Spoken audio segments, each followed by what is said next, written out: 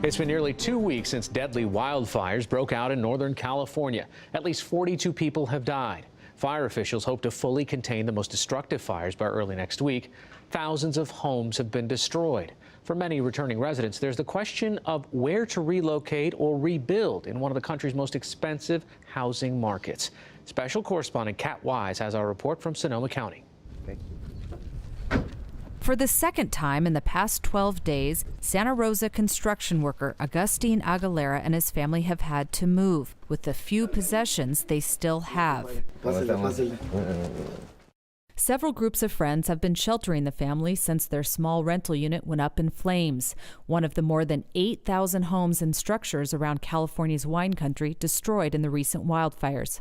Aguilera, who has not had work or a paycheck since the fires started, says it was tough to find a place to live in his $1,500 price range before.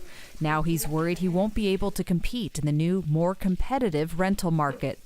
I think there's going to be a shortage in housing because, there were thousands of people that got affected by these fires.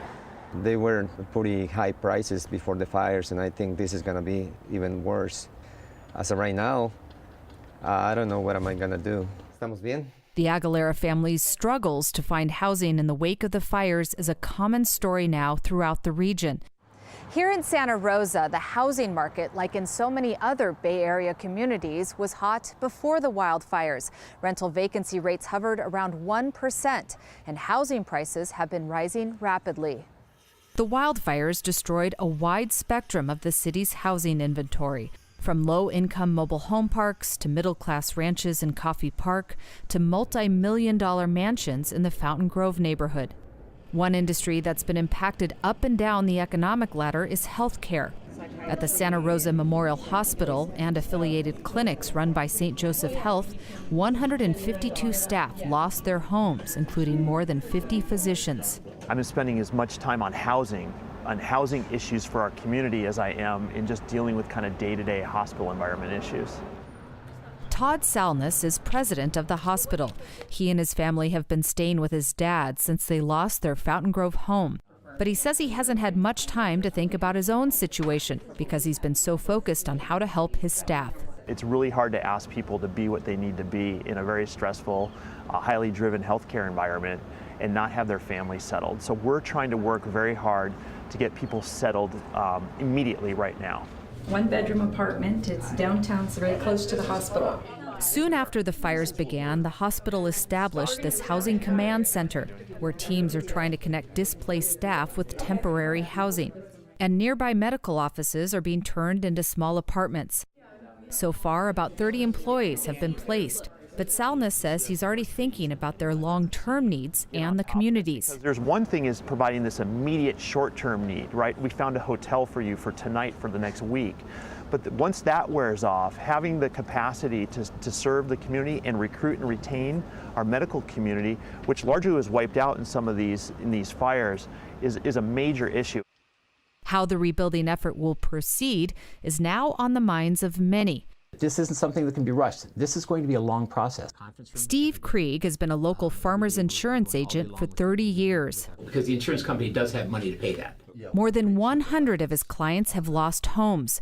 He believes most homeowners in the region had fire insurance, although policies and coverage varied. But the costs of rebuilding for homeowners and insurance companies are a big unknown at this point. The city and county are already putting out guidelines of what they're going to do. We're hearing that they are going to waive fees for permits, but we're also finding that any rebuild is going to have to be to current code. So that means a lot of homes are going to have a lot of changes.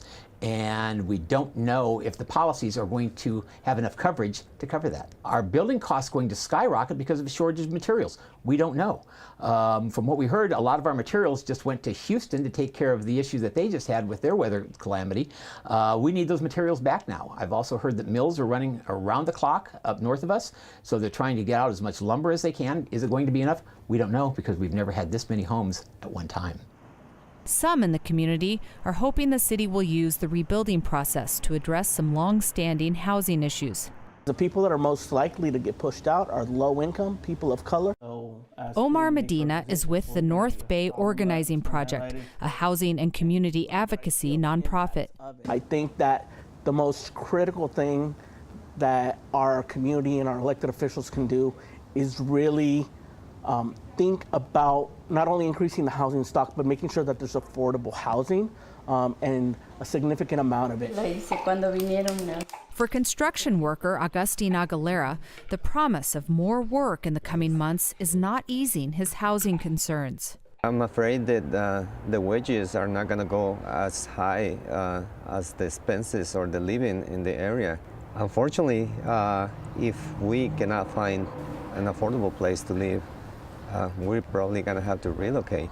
I'm sad because I don't want to move from here. I don't want to relocate.